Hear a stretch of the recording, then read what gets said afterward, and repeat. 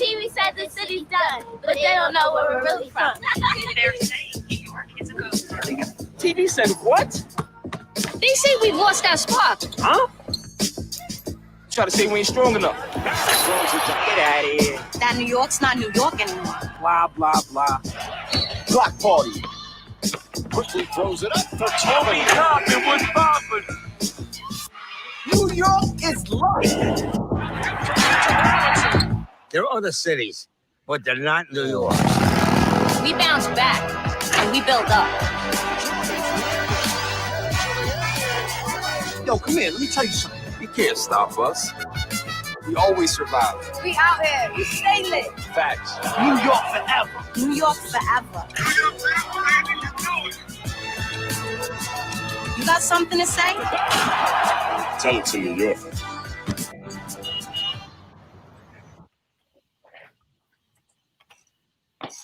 Good afternoon, Knicks fans, and welcome to another edition of Knicks Dreams, where we keep it 100,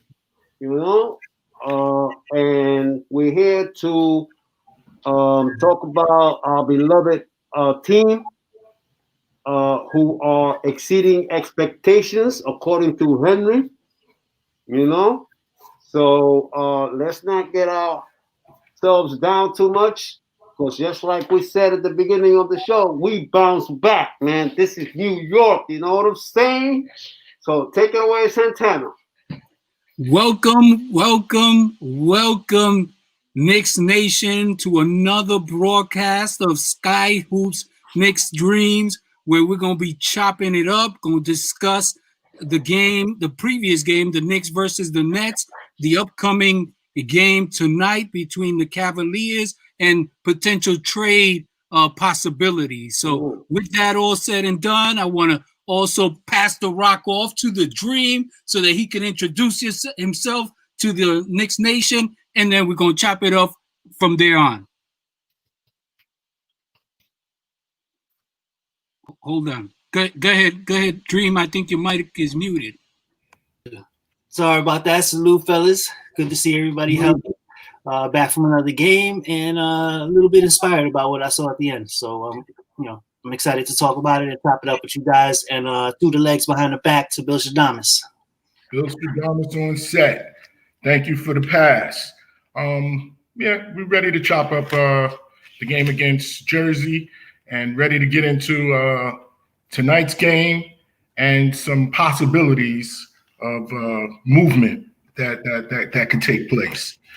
So with that said, I'm going behind the back to Henry 2.0. All right, thank you. I like how you think. Nostradamus is the new version, is the 2021. See, I had that 20 before, now it's 2.0. The new and improved version. To begin with, I guess we're going to recap what happened in the last game. Once again, we saw our troops fall behind in the second quarter. They get so far behind that it's an uphill climb the rest of the way. And it's encouraging to see that they battle and they stay in the game. It was encouraging to see our rook do something more than, trying to get calls, and get the rest to help him. He went out there and he performed at a higher level, IQ, pardon the pun, But he dropped 19 on them, right? If I'm not mistaken, which is encouraging to see. So, they come back in the end of these games, but you can't. We are not that great that we can allow ourselves to fall behind before we start mounting a resurgence, before we start coming back. The name of the game is not about making comebacks. something that they is like they're getting used to. Every game we fall behind, and then all of a sudden we make it interesting, and at least most of the games that we've lost. Okay. I've always said that all I wanted was for them to be in the game with 4 or 5 minutes left to go. But when you fall behind double digits, it's too much to ask. And that's where they break down into individual play instead of like they continue to claim that they're playing for each other. So behind the back, through the legs, alley oop to Santana. Thank you for the dime. I appreciate it.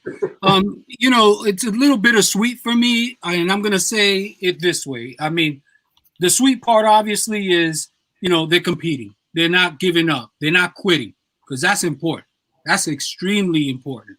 The bitter part is obviously, as Henry 2.0 just mentioned, and that is basically you have them getting into a double-digit deficit early on in the game, which makes your work that much harder to try to come back or try to even win a game like this. So in that respect, it's bitter. In another respect, in terms of, okay, they were going up against a team that was not at full strength because they had just made that trade. So they didn't have all, the depth. They didn't have all their horses. I mean, obviously, they had their main guy, which is KD, and obviously Kyrie wasn't there. So I thought this was a great opportunity for the Knicks to try to steal this game because of that mismatch, at least on paper. It seemed like, Brooklyn did not have all their players, their star players, their core players, their bench, and so forth and so on. So if there was a game to win, to steal, this was it. So that's why I say it's bitter. Yes, the effort was better for the Knicks, but obviously it wasn't enough. And so we have to go back to the drawing board and hopefully be able to pull this one out tonight. We're not going to talk about it now because I know we're still breaking down Brooklyn, but I'm just talking about approach. Let's use this momentum, build from what we, corrected in the last game into this game to be able to perform better. With that said, I'm going to do a little, behind the back. I'm going to do a no-look pass to my man, The Dream, so he could do his shake. Shake him, Dream. Shake.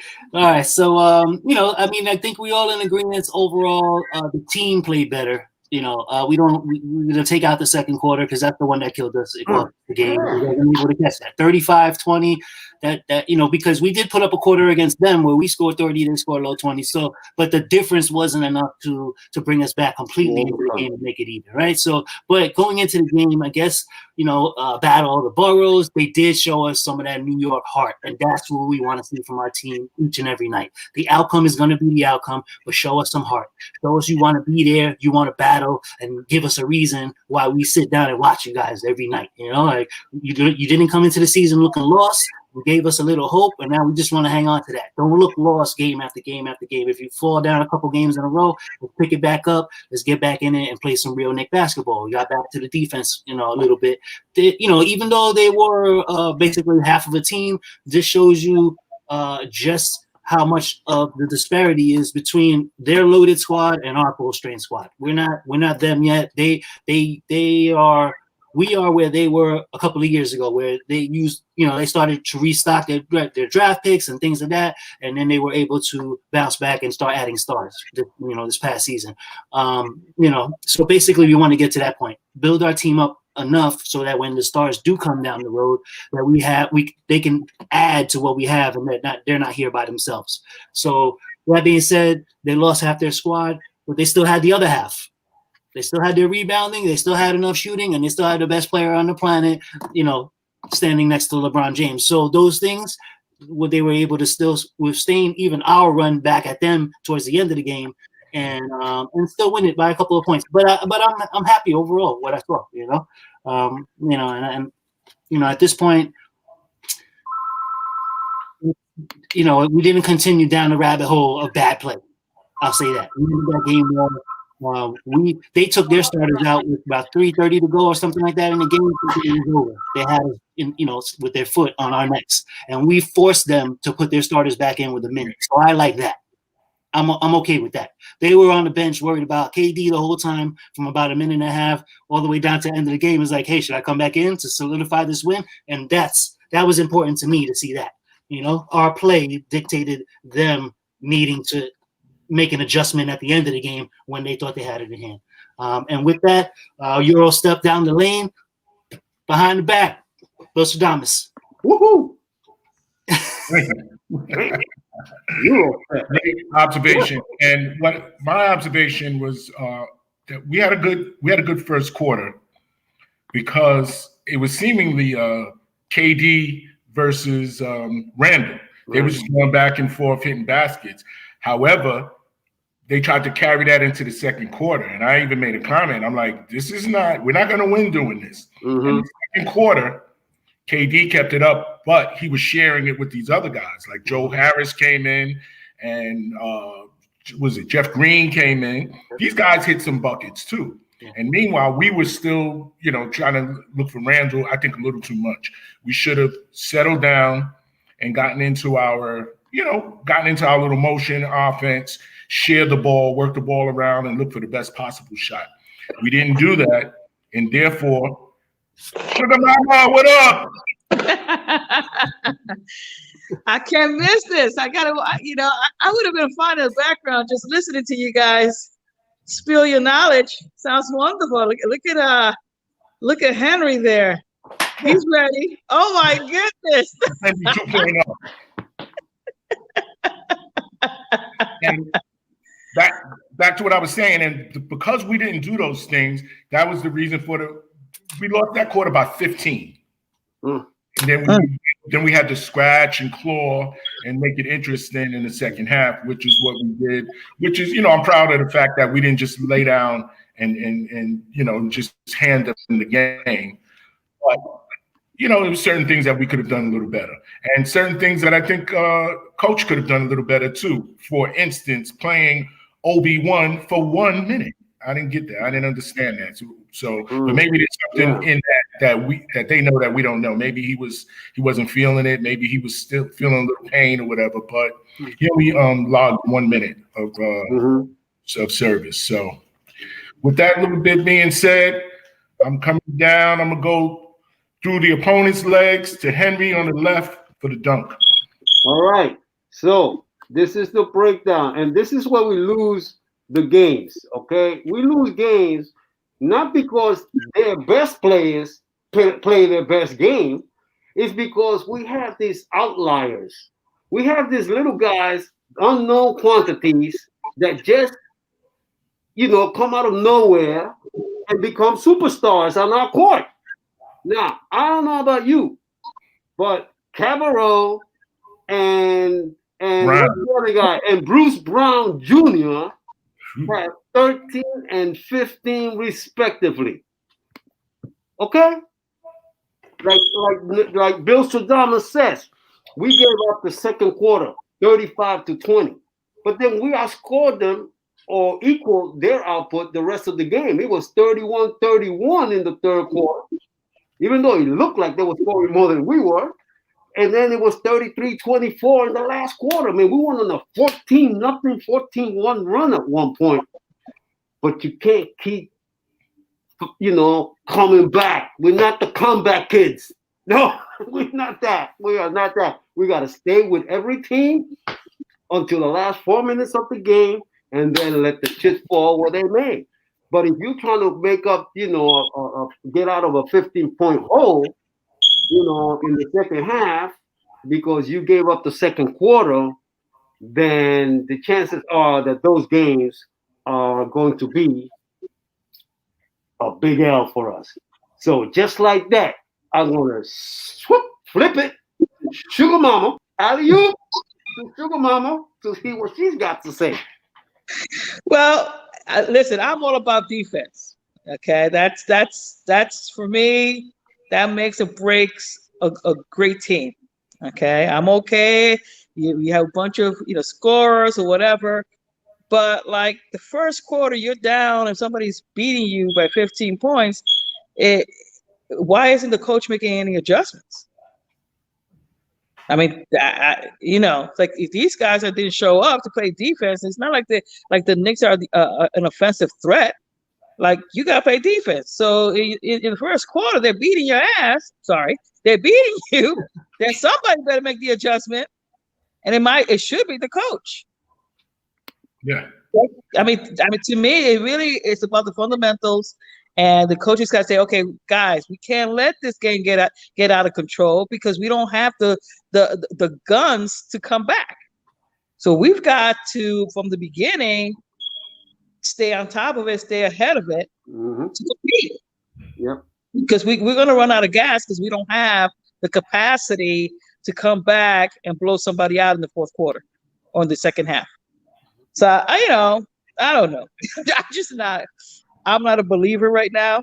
There's a lot of adjustments that need to be made from the individual players that look like need more development. They don't have the basketball IQ is not there on the players for me, as far as I'm concerned. Maybe I haven't watched enough of it. I just don't think they have the basketball IQ there, and I think the coach is not doing a good job. Okay. That's it. Like that. So this is the thing. I mean, we've discussed that before in terms of the lack of IQ. I think in a previous show I said I don't remember the Knicks drafting a player with high IQ since Mark Jackson. Okay, everybody else that they got after the fact via trade, maybe free agency. But I'm talking about being able to draft. That requires a certain discipline, just the same way that you look for talent. You look for athleticism. You look for whatever you need to, complement or take your team to the next level. IQ is equally, if not more, important in this NBA league. You know what I'm saying? You can't take that for granted. And so, that's a great point that you brought up, Sugar Mama. And definitely, I mean, in terms of individual players and what expectations we have of them in terms of what they bring to the game. One of the things I was talking about earlier, or not necessarily during the broadcast, but prior to the broadcast with the Dream, was about No J Barrett. Okay? And our expectations of him. Now, yeah, I know it's a little harsh, but we gotta keep it real, man. We're gonna keep it 100. Or we're gonna fake the funk. You guys tell me, we want to fake the funk or we're gonna keep it 100? Keep it 100. We're gonna keep it 100. So this is the thing. Okay, so we know that he's not a shooter. That's pretty obvious now.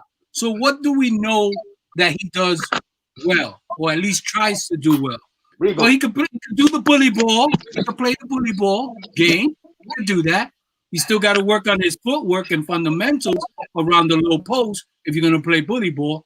And the other thing that we know of him in terms of his history, not necessarily on the Knicks, but in college, is that he was a scorer. And what we know about scorers in the league is, scorers can be streaky. They can, be hot 1 minute and cold the next. We've had players like that. One that comes to mind was Gerald Wilkins back in the day. Whoa. He was a scorer, okay? And whenever he got hot, great. Whenever he didn't get hot, we got what we got, okay? Another guy that RJ or No J reminds me of is in terms of being a high draft pick but never lived up to people's expectation was Kenny Sky Walker. Tremendous athlete, but he could never really put consistent games back to back to back to back.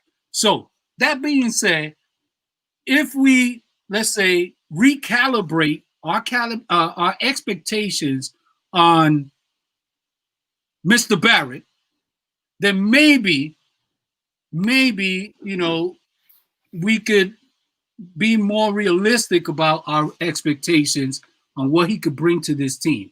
Unfortunately, he's coming in at a time when we need that second option, to be consistent on a daily basis.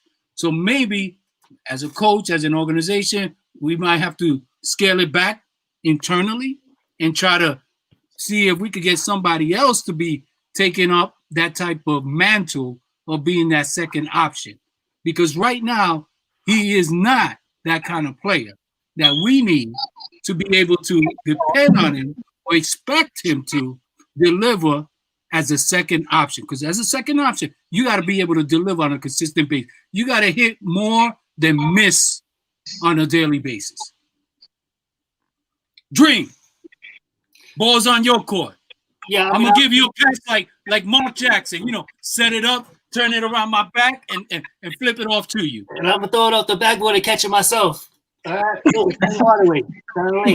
Anyway, the Barrett stuff. I think we could probably all agree that he's a player who would be very, very dynamic to our offense if we had that elite shooter at the 2. Right? Somebody else drawing the defensive eyes, and then he can attack because he's very, very good at attacking. And like you said, we spoke earlier about it. Most of his life, he's played his entire life on national teams with all the best players, right? And then he went to Duke and was playing with all the best players. So they make up for all the little things that he really couldn't do that well, right? They had elite shooters at Duke. All the eyes were on Zion at Duke. So he's scraping up everything. And like we said, scoring is his thing. And from anywhere, not necessarily shooting. Going forward, he'll get it eventually. We'll have to make some adjustments to our team for him to really take advantage of the things he does well. If we're relying on him to be something he's not, then he's just going to be what we've had in our history. Like, people just get, rejected on him, and then they want to move off him and say he never developed into anything and send him somewhere where he will develop into something. And we want to get ahead of that this time. Like, let's not get too crazy, burying him every night about things he can't do. Let's just let him do the things he can do and eventually fill in that too with a somebody like Brad Bill. I know we always talk about it. I'm not going to get into that right now, but somebody like Brad Bill, could you imagine Barrett playing next to Brad Beal? Boy, man, that's a crazy tandem. But we'll get back to the team. As far as this game that we talked about earlier, Henry did, basically saying that, some of the other guys, it's not the guys we know about, it's the other guys. So the Nets, they had 7 guys in double figures. Now, we're all expecting they lost half their team, right? So we're like, okay, Kevin Durant, let's watch Kevin Durant. Yeah, but our stars, they took care of each other. Randall scored his 30, Durant scored his 26, so we didn't even worry about that. But another 6 guys had almost 20 points each. Mm-hmm. And they almost had another guy because I think Jordan had 9 points and like 12 rebounds or something of that nature. So he was very much about to be a double-double himself. Now the bench got us a little bit. It wasn't that bad. They had 40 off their bench. But with all those guys hitting double figures, our bench ended up with 34, but most of them quickly. He popped. He finally showed us some stuff. Rivers and Payton, only 15 points combined. That's not going to cut it. That's anemic. That's 2 starting guards. Yeah, our point guard and our shooting guard with 15 points. Now they rebounded very well, 6 each. That's fine. That you're making up for things other ways in the game. That's good. You didn't check out on us. But the shooting and the output, man, that hurts. We can't have that, especially when the other team is dropping random guys in double figures, Yeah. Again, were killing us game after game. This was another game. We had 0 fast break points. We got to get up there on the floor. I mean, we're not that type of team, but a couple of points, can we get 5, 10 points? It'll help us if we just get on the break and put pressure on these guys defensively. Go ahead. Can I just throw myself, off the backboard, give myself an assist, get a rebound, and get a dunk at the same time? Okay. Okay, so this is it. This is it. It was Reggie Perry, 11 points. Yeah. Cabarro, 13 points. And Bruce Brown Jr., 15 points. There goes and 14 rebounds for Bruce Brown. 14 rebounds. Okay. And what really hurts is that kid Perry, I think he played like 5 minutes NBA time before that game ever in his life. Never played before. And they pulled somebody really off the scrap heap just to fill out the body, he was on the practice squad last week. Yes. So, positive thing, Quickly was more composed on the court. I felt he didn't rush a lot of shots. He finally made some threes. He was 7 of 15 from the floor and 3 of 6 from 3-point land. Who you saying? Quickly. Quickly. He had a composed game. He got back to the game composed. Like he had that quickness to his pace of the game, but not erratic play. You know what I'm saying? So those types of things. Other than that, I'm gonna call a quick timeout and 20-second timeout. I send it over to the Bill Shadami. You gotta catch your breath. You gotta catch your breath. I need a quick breather. Oxygen. You need some oxygen. Basically, I was just going to say a lot of what you and Henry said about how we let these guys that we never even heard of before. They just, they came and had their, best games. All-stars in the Garden, like others have done in the past. Yeah. Again, that kid Brown, I don't know where we could use him. Where was he at? Where did he come from? That kid, he had like I said, 15 points. He had 14 rebounds. Yeah. He's a guard, isn't he? Yep. Yeah, 14 rebounds, 2 assists in 30 minutes. Quickly played well for the what he put 19 points up. He only played like 22 minutes. Yeah. Let me see. Yeah, 22 minutes for Quickly. So he played well. Oh yeah. Who I think is still playing well, and I think he needs to get more minutes. I think Knox needs to get more minutes now. He only had 24 minutes. He put up 13 points, 2 rebounds, but he was, I think his stroke is there. Yeah. If we move the ball around and find him in that corner, more times than not, he's going to make that shot. Yeah. He's going to make that shot. But but for some reason, I don't know, Tibbs doesn't have that same trust in him that we're looking for. And again, what was the sense of playing Obi-Wan for 1 minute? I don't get that either. I didn't see any reports with regard to him, re-injuring himself or anything. Did anyone else see anything? I didn't see anything. Mitch was pretty solid. He needs to still develop some type of offense. He had 10 points and 12 rebounds, but there was situations where he was like wide open for like mid-range jumpers and for whatever. Right. He's just not going to take that. He was just too happy to be playing on the same court with Jordan again. That's what he seemed like to me. Maybe. He's playing with his friends, hey. Because he was getting the best of Jordan at the beginning, but then Jordan, came back. I'm the teacher. Yeah. I'm the teacher. Jordan was playing bully ball against him. Okay, so with that, yeah, definitely. I'm going to fake the pass to 2.0, and I'm going to go over to Sugar Mama, coming down on the right lane for the easy lane. Let's go. Well, offensively, they're not crashing the board. They had 12 offensive rebounds. That's why they didn't have any fast break. It's not that complicated. The fundamentals are lacking. I mean, I just said. I said, let me just pull up because I don't recall a bunch of rebounds. They got more defensive rebounds than they got offensive rebounds. Okay, which is good. Okay, but you got to convert them. And so talking to the Dream, I agree with you. It would be nice to get a couple of fast break points, but if they're not rebounding, they're just standing around watching their buddies and hoping the shot goes in, as opposed to boxing out, blocking out, and trying to get that ball and get a quick, put the shot back up there. So I don't know. I just I am like lost looking at these guys. I like Julius. I like RJ. Quickly, it has potential, but the rest of the guys are just kind of standing around watching. And these guys are not superstars yet. But you got your top 3, like in the Nets, you got Durant, you're gonna have Harden, you got Kyrie. You could put place player there, role players there. The Knicks are not there yet where they could afford everybody else to be an unknown role player. And that's what it looks like. It looks like dysfunctional. So I don't know. I don't know what's gonna.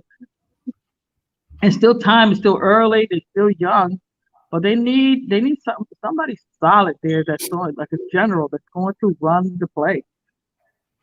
You know, I don't see that. I mean, maybe I haven't watched their games enough to determine who that person is. That floor general that's going to run, you know, the team offensively. So I'm lost. I'm sorry, guys. I got nothing else because I'm still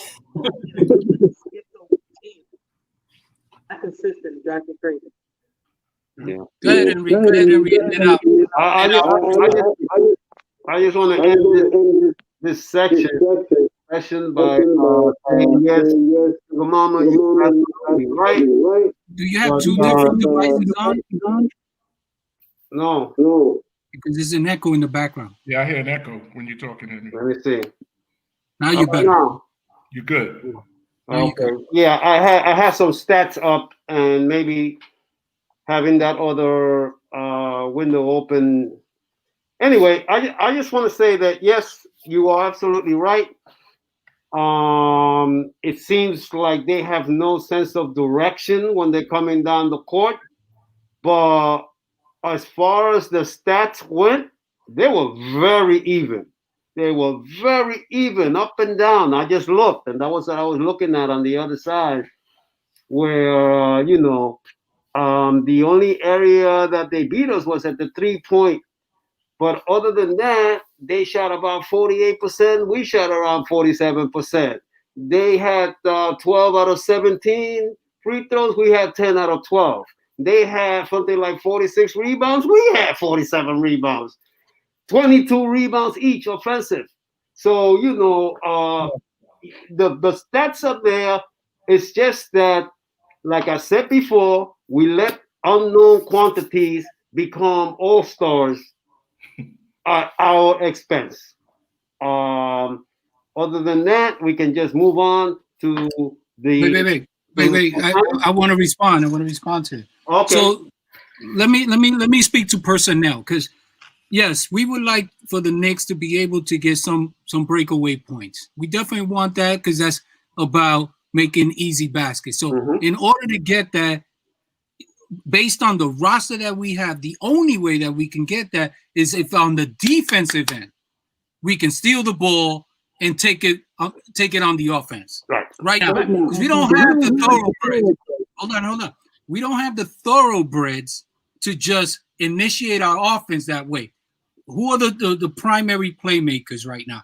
We have Peyton. Peyton is more of a slow down, set your half-court offense up, and then be able to set you up. That's his strength. Quickly has the potential, and I say that's the operative word, potential. He's quick, he's young, but his game right now, he's a scorer before he's a pure point. Because he's coming off and he's getting more points than he's getting assists. Yes, he has the capability of being able to set someone up to get a nice little dunk and stuff like that, but he's not approaching the game that way. He's approaching the game coming in scoring first.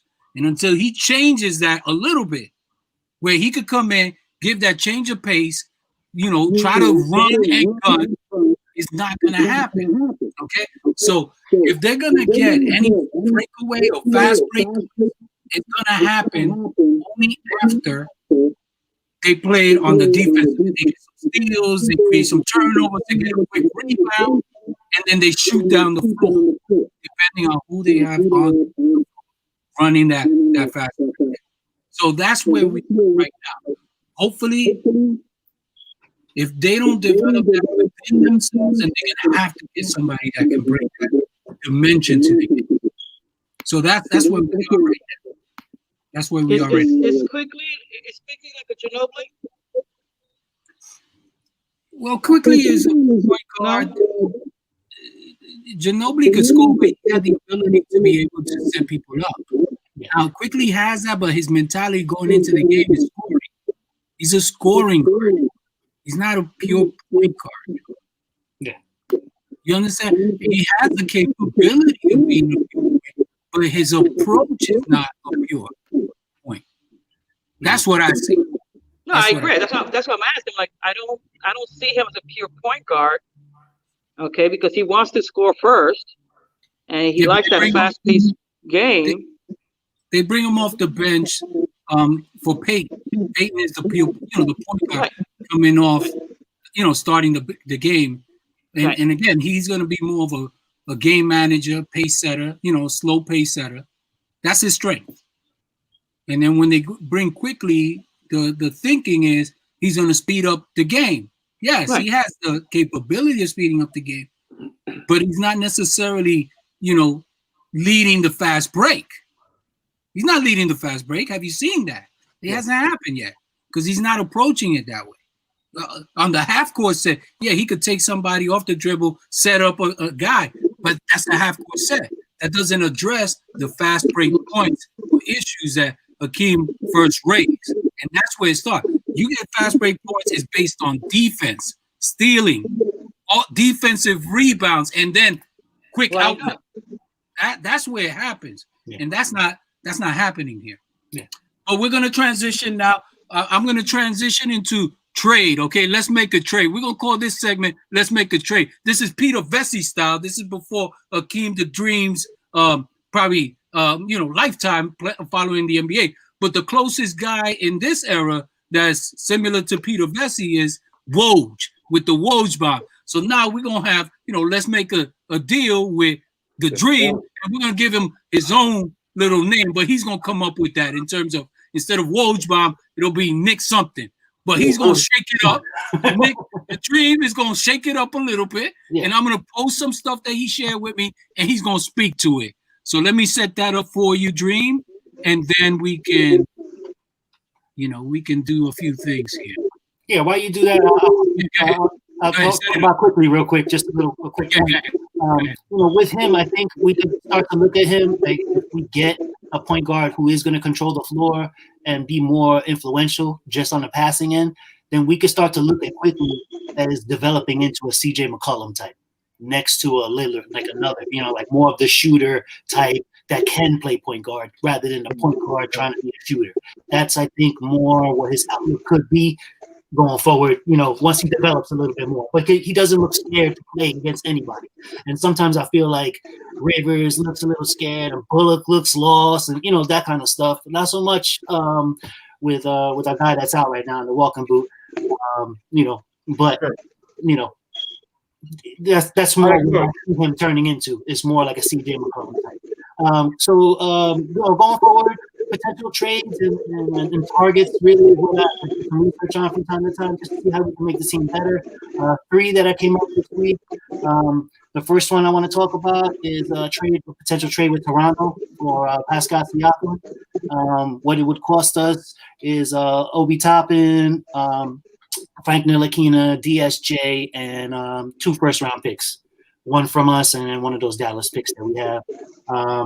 You want me to put them all out? Good. I'm going to try to get the graphics up, but go ahead. Okay, the second one I brought up last week on the low end, but they seem to have added to it this week. I talked about picking up Malik Monk off the bench from Charlotte because they're not really doing anything with him and he's not playing, and maybe he would just do something with us. But this week they're talking about adding Devontae Graham and Cody Zeller to Malik Monk and sending that package to us for Frank, Elfrid Payton, Noel, and 2 second-round picks. Now, I mean, that's not horrible either.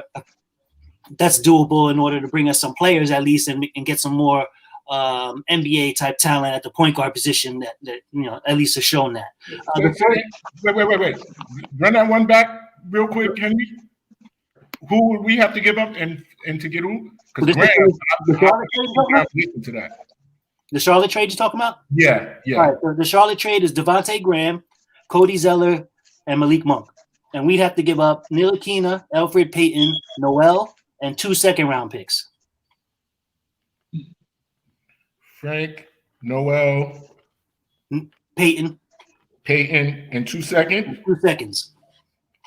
Devontae Graham is good. Real good. Yeah.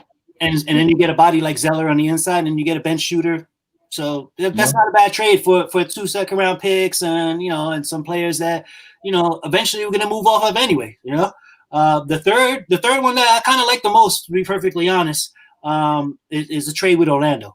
They're looking to get off of Gordon Fournier, Evan Fournier, and Terrence Ross, and basically they're looking for Frank Ntilikina, DSJ, Reggie Bullock, and 2 first-round picks. One of those Dallas picks and one of our picks.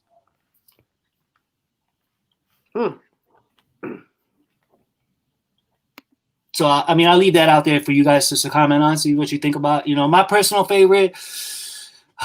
Man, I mean, I like the Orlando one, but it kind of just sends us back to Orlando about 4 or 5 years ago. They had the same squad with Alfred Payton and all these guys, and they didn't really make a push in the East either. But the pieces I like, I like what Aaron Gordon brings to the table, and Ross is a shooter and a scorer, and Fournier is kind of like a spot up scoring type guy. And I also like the Charlotte trade; it's not so bad. Pascal Siakam, I like him. He just we could use another big body down low that rebounds and does a lot of things. But does he bring it?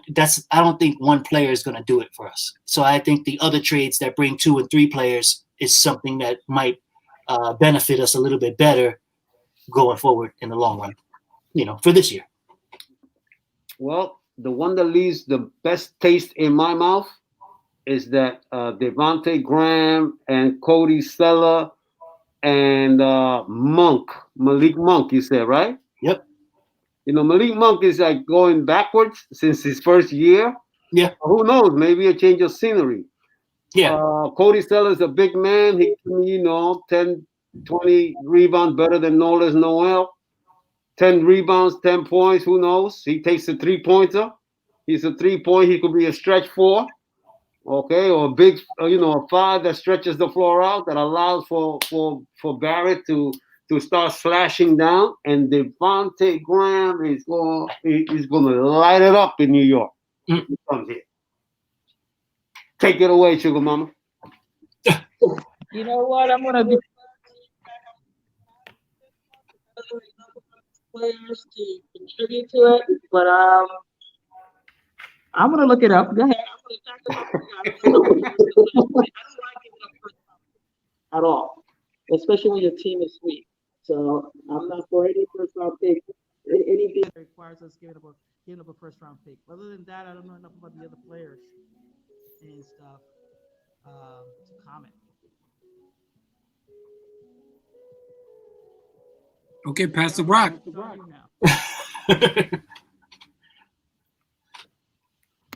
We lost your audio. Okay, she's having problems. So I think in terms of Devontae Graham, he's definitely a scorer. He's definitely a scorer. There's no ifs, ands, or buts about it.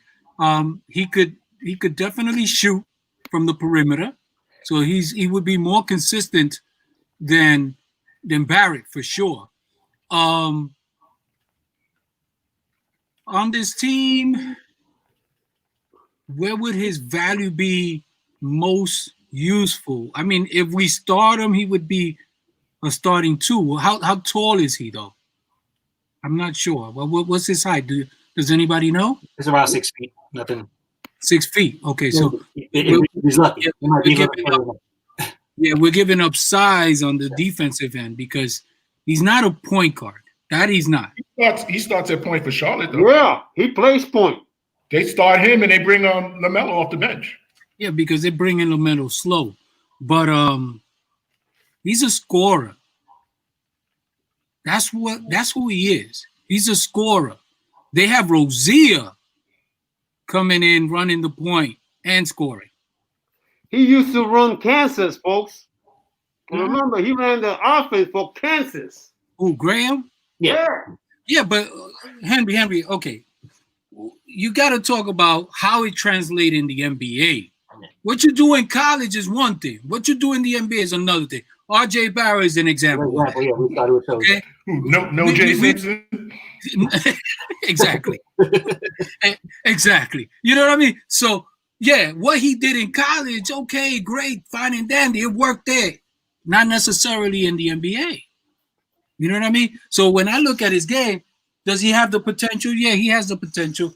But there's a reason why Terry Rozier gets a lot of minutes at the points. There's a reason why LaMelo is getting a lot of run there, because he's more of a scorer. Now, his thing is, okay, he's 6 feet, so you want to be able to utilize him as a point guard so that you're not short on every other position. So, yeah, you could start him at point, because generally your point guard is supposed to be your smallest guy on the floor, generally, traditionally. Now, of course, we got exceptions, and I'm not talking about exceptions. Exceptions are LeBron. Exceptions are Luka Doncic and others, and Simmons from Philadelphia. But putting those cats aside, your traditional point guard is, a guy that's up to 6'3" in size, generally. Okay? And that's what he fits in terms of the description. Now, you bring him on to the Knicks, he definitely would be an asset because we need shooting. We need a guy that comes in here, has no conscience. He's gonna let it fly. Now it's just a question of, how do we maximize his skill set for the purposes of putting us in a position to win as a team. Okay? And so that remains to be seen, but it's a good building block. I could definitely work with him. It's just a question of, how do we best utilize him to position ourselves to win? That's the only thing that I kind of question. But go ahead, you guys chop it up. All right, so directly off of what you just said, I think we need to look at this for what we're giving up, for what we're getting, and then slide him into our lineup that way. Yes. Let's try it from that position, right? So we're giving up our backup guys, right? Our backup bench players, right? And Peyton. Right. Okay, I got to come back to Peyton. So I thought we were going to be able to keep Peyton. But what I was going to say was you could slot him next to Quickly and let them run the 2-guard offense. Let, that point shooting and bounce off each other. And neither one directly gets stuck with the responsibility of the point guard. Or keep Quickly and then move him to the 2-guard. Graham, coming off the bench. I was thinking when I started my point that we were going to have Peyton, and I was going to say leave Peyton as a starting guard and then bring Graham off the bench behind him as a change of pace. And now you have a lot of speed and some shooting coming off the bench. But giving up Peyton is, I don't know if they could rework the deal a little bit or something like that, where Charlotte would still be interested in a DSJ versus a Peyton, that kind of a thing. And then, we don't lose that much and we get more of the traditional point guard. So, it's tough. That's a tough one, I guess for those reasons, I personally, even though I sat on the Orlando one, I basically said it was, the same team they had a couple years ago because they had Peyton and they had Gordon and they had Fournier and Ross and all these guys together. Maybe not Ross, but, definitely Fournier and Gordon, they all played together. So that could be a plus if they liked playing together, because they wouldn't include Peyton in the deal with Orlando, right? So we would get another power forward. We wouldn't have to lose Randall. So then maybe if we wanted to play with the idea of moving Randall to a 3, I don't know, maybe use more of his offensive game, because you're not going to do that with Gordon. Gordon's going to come in and be that 4, that solid 4, and then you get the shooting guards. You get a starter and a backup in Ross and Fournier. Neither one of them is a point guard. Ross is more of a scorer who can hit some shots from time to time. Some days he blows up for 30 plus, and in most games he's around 15 to 20. But Fournier is a solid 17 a point, a game shooter, and he's scrappy on the defense. And until we find what we're looking for, we don't have to give up much. In the Charlotte, I think I like the best only because we have to give up the 2nd round picks, not the 1st round picks, and then we can still build upon that. I think that's why I like that the best, and and the Toronto trade is just okay. It's just okay. I look at Siakam as moving the needle, bringing butts in seats, even though we're not at the Garden. I'm okay with him. I always thought he was a good 3rd piece, but that's what we have in Barris. So I don't need that from you. So that's where I guess I stand on the trade anyway. with that, I would even look to see, instead of Siakam, let's see what they'd be willing to take from us for Lowry. Yeah. I would rather have Lowry over here than Siakam. Yeah. Lowry, I don't know how old he is. I'm guessing He's in 34. 34 going on 35 in March. And I think his contract is up this year over there. Didn't he just resign or no? I'll find out. I think it was didn't they re-up Van Fleet? Yeah. They gave him all of the money. Yeah, but I don't know if they extended Lowry prior to that. Oh. That's the only thing, because I know Van Fleet for them was extra, to keep him around. They didn't need to, but they wanted to, and they had the money, so why not, Oh, okay. Yeah. And I think they get the best deal to try to re-sign him anyway, because he was because of the fact that we're only giving up second rounders. I like the Hornet deal the best out of those deals. Yeah. Because we're not giving up, like you said, because we don't have to give up a first round. First rounders, yeah. We don't know what that's going to turn into, or we don't know what we can turn it into. If we decide not to draft those guys, then we could also just trade that pick itself. We don't know what Dallas is going to do. They just got Porzingis back. They're about 6th in the East. So realistically, if the Knicks come up a little and Dallas drops a little, those picks are going to be 15 and 16 this year, something like that. True. I don't know, somewhere around there, 10 and 12, 10 and 15. Kyle Lowry is playing he's on a contract year, so his contract expires after this season. It definitely could be a trading piece. That could be. Nobody's really talking about. Yeah, but that may cost us more though, because when you're giving up those kind of guys, of course, the GM on that side of the equation saying, "Hey, listen, I'm giving you a guy that's going to come off your books. I need a first round pick." That would be their counter argument. I'm not saying that that's what we should give up for him, because at the same time, he's 34 going on 35. He's on the downside of his career, and then we have to absorb a potential contract moving forward if we're going to re-sign him. Yeah. So that's the counter argument. So that's the debate there. Or kick the cash, and then you put that money on your books for somebody better. That's also a way. And we got 5 first-round picks in the next 3 years. So one of the first-round picks for a guy like Kyle Lowry, I might explore that. I might explore that too. Yeah. Not 2 first-round picks, definitely not. Because then you're talking about the DeRozan area. And I would, if I'm doing that, then whatever, for expiring contracts, because that's another one. But we all agree we don't really like DeRozan like that. Right. Did you guys happen to see the on our chat, on our WhatsApp chat, those free agents? I think Bugsy threw those up there of the free agents who are still out there. Yeah. Our man Corvus still out there. Oh yeah. And some other ones. But now they messed up on national TV talking about the Nets are going to start looking for some of those guys to add to that. And that was the first name. Guys, that's my nephew. That's my nephew. Am I muted? The Dominator. Am I muted? How you guys doing? I call him the Dominator. Well, since he's on Sugar Mama's thing, he's gonna be Sugar Bear. Yeah, Sugar Bear. Sugar Bear. Sugar Man. Sugar Man. Sugar Man. Hercules. Hercules. Oh Lord. No, you guys are talking about the Knicks?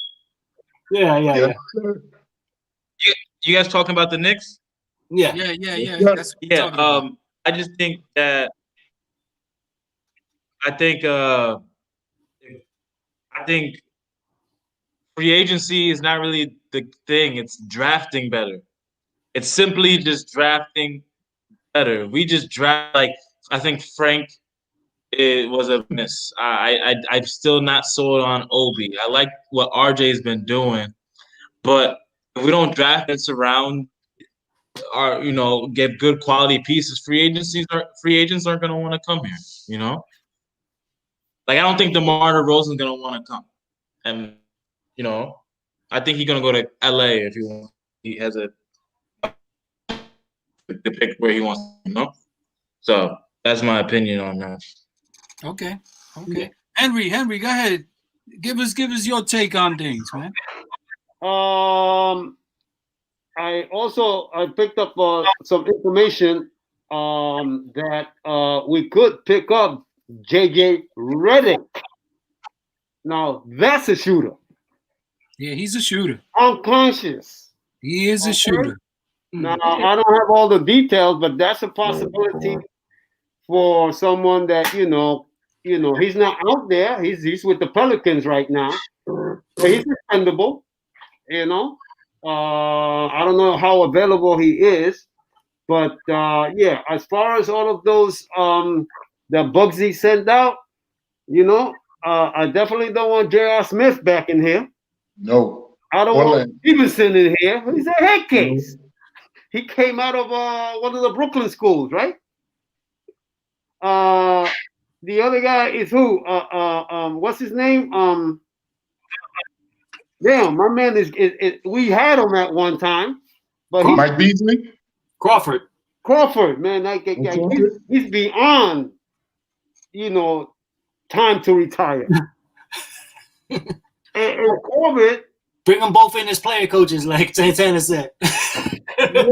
I need somebody that can get on the court for 15 minutes a game, man. Not somebody that's going to sit on the bench and stroke somebody's back. How about Mike Beasley? Beasley's on that list. Yeah. I would take him back. And the other guy, I would take Beasley and Corver from that list. No, the little man that used to play for Boston. IT. Isaiah Thomas. He's damaged goods, man. He's no good. There you have it. There's nobody in there then. He's damaged goods. IT is damaged goods. That's the only part about the problem. Kick that bucket down the road, man. Forget about all those guys. Keep walking. I would sign Corver though. Corver, you're gonna get some shooting. On him, huh? A little bit, yeah. Okay. I see that one, if you just want to act, just to have some more firepower for when guys get injured. For just moments right now, like Burks is in the walking boot for moments we can't just absorb. That's fine, Corver's fine. Because the rest of the thing we're gonna have to trade, and you're trading for better players that are available on the block right now. So I would just keep exploring the trades. You can bring in one or two of those guys, but we're not going to start looking too far down that list. 4 and 5 guys down that list. Beasley's not bad. He just signed in a G League with somebody. I think I heard a week ago or something like that. So he's actually staying in shape. He's trying to stay in shape and be available. So somebody is going to be picking his body up at some point. So I get that point, but outside of that, maybe explore some of these other trades that we talked about, and just keep it moving from there. Brooklyn may probably pick up a couple of those guys.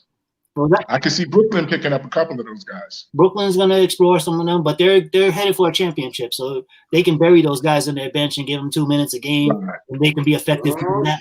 And what we need, like we spoke about 10 minutes ago, is that we need effective players for our offense, and we're not there where we can bring these guys in for 2 minutes a game. We might need them for 20, and then what happens in that case?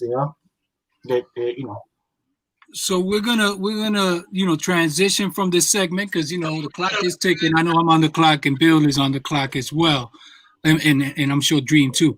We're gonna transition into tonight's game. Knicks versus the Cavaliers, and your thoughts on what the prospects are in terms of winning, and then matchups to watch.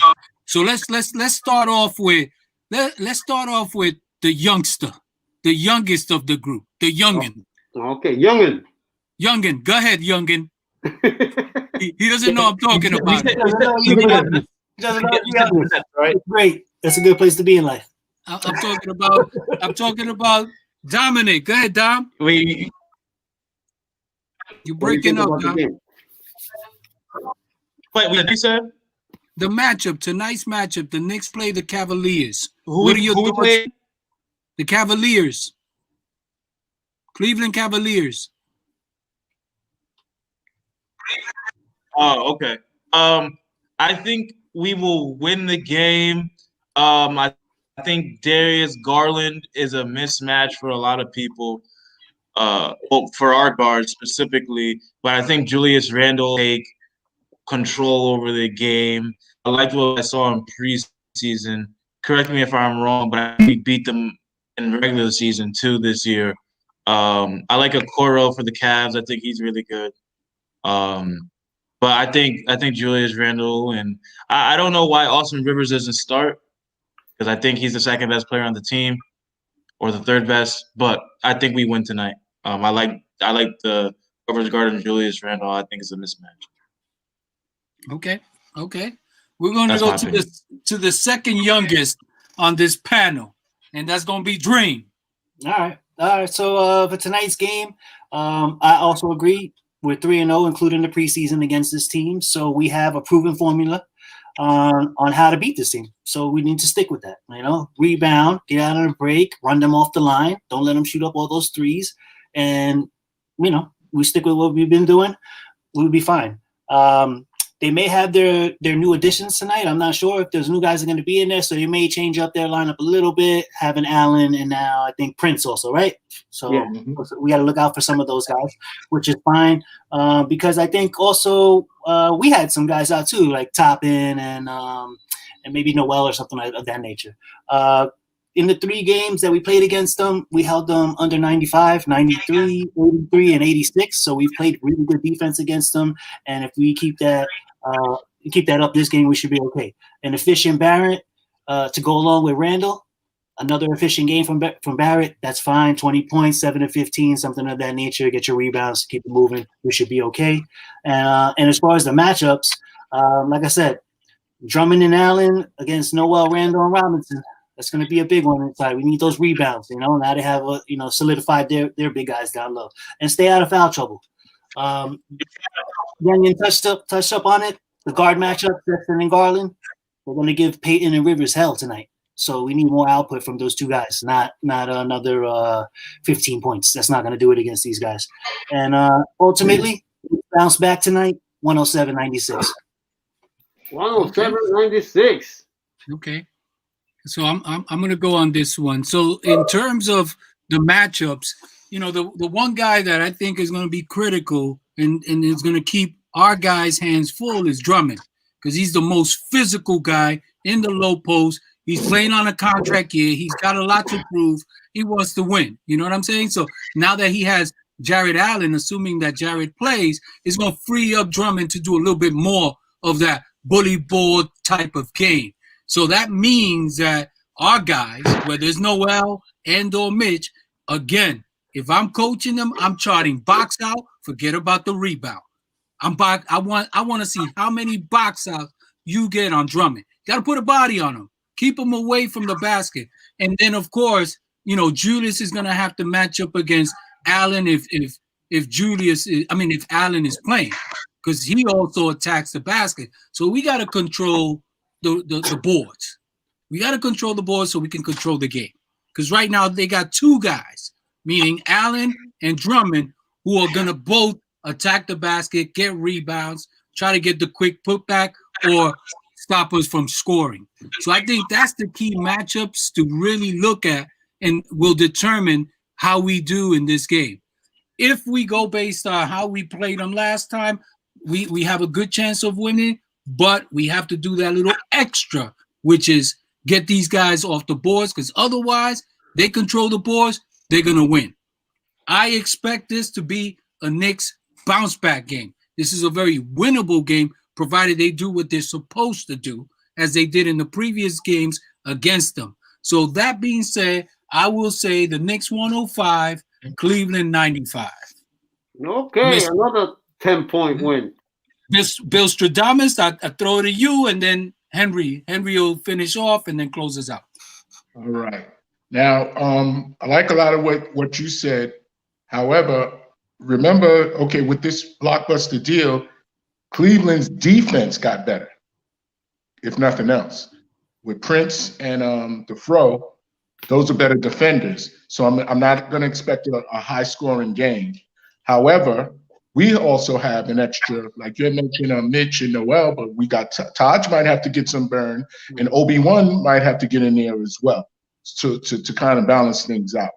And I agree wholeheartedly. We got to do boxing. We have to box these guys out to get the rebound. We cannot rely on jumping over them or feeling that we're more athletic than they are, because that is not going to work. and Drummond is a beast. That's definitely not going to work against him. Mhm. With all of that being said, like I said, with their new acquisitions, I think that it's going to be a tighter, more defensive, probably an ugly-looking game. And with that being said, I picked the Knicks 99-89 to get this one. Woo! That's an ugly win. It's all defense tonight, huh? I'll take it. I'll take it. Okay, well, let me explain to you. Let me give you some background over here that maybe you might not have taken a look at prior to having a conversation. They have Andre Drummond is day-to-day. Matthew Dellavedova is out. Colin Sexton is out. Darius Garland is out. Oh, nice. Taurean Prince, day-to-day. Blowout. I hear a blowout. Kevin Porter Jr. is out. Kevin Love is out, and Jared Allen is day-to-day. Given that, okay, we have Alec Burks out, Reggie Bullock day-to-day, Frank Ntilikina, Taj Gibson, and Dennis Smith Jr. are out. So we have our full complement of the players that have been playing in the last 7 games or so. And they're out some of the major pieces, especially with Saxton. But of course, I have to throw in the little caveat that there's always a possibility for us to make an all-star out of somebody in there. So there'll be somebody, a no-name player, who's going to show up tonight and, end up with the 15 points and 10 rebounds. And who knows if Jared Allen and Prince are going to play there day-to-day. But I guess that has to do with maybe COVID protocols. No, clearance. Got to their team. So, because they were not injured before they got there. So they could still be playing. But given all of that, I still say that the Knicks have their number, but they better be careful. Okay? Because just the way they were supposed to beat OKC. Brooklyn. OKC, not Brooklyn. I would have never say that they're going to beat Brooklyn when they have KD over there. But they were supposed to beat OKC. They were supposed to beat OKC according to all of our consensus and our brilliant mind, and they got smacked. So they got to not fall into that trap. Remember, we called that a trap game? Don't fall into that trap. Oh, we got this. There is no we got this with the Knicks. It's every game. It's a brand new day, and we got to bring it. I would love to see that defense that we played in the first 3 games of the season to create those fast break opportunities, because this is a good team to do it against. They ain't got no point guard. Having said that, Knicks 105-90. I'll give them 15 points. Especially with all that now, huh? Okay. Yes. Dominic, you gotta give us you and Mom gotta give us a score. Let's go, Dom. Oh yeah. I actually think it's gonna be kind of close. I actually like 90. I like 99-97. It's gonna be close. I don't think it'll be close. 99-97. Be close. Who wins? Knicks. All right. Okay. As your mom, what's her score? What's her prediction for this game? Go ahead, Sugar Mama.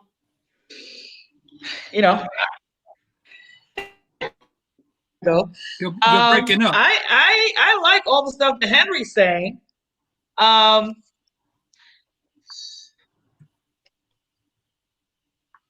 You're breaking up, but we don't hear you. Say it again. I think I'm gonna go a little crazy, and I'm gonna say that we're gonna play. I think we're gonna play tremendous defense from the beginning to the end of the game, because the Sugar Mama wants. I want to see defense from the ball toss all the way to the end of the game, and I think this is gonna be a blowout, because I'm hoping a blowout here. So I'm gonna say Knicks 105, Cavs 85. Woo! Quickly. That's what I'm talking about. I'm going to see a defensive game today. They're going to turn it up today defensively. And everybody got off, and they're going to get some. And I know that you guys say that Quickly is not a Ginobili, but I'm a Ginobili fan, and I like the Quickly's footwork. So I think he's going to do some magnificent things today. All right. I like his footwork. It's good footwork. That's my prediction. Okay. Sounds good. So, as we come to the end of another edition of Knicks Dreams, remember, Knicks fans everywhere, once a Knick, Always a Nick. All right, fellas. All right, fellas. All right, fellas. We'll touch base during the game. All right, all right, all right. Okay, I guys. like that one. Sounds good.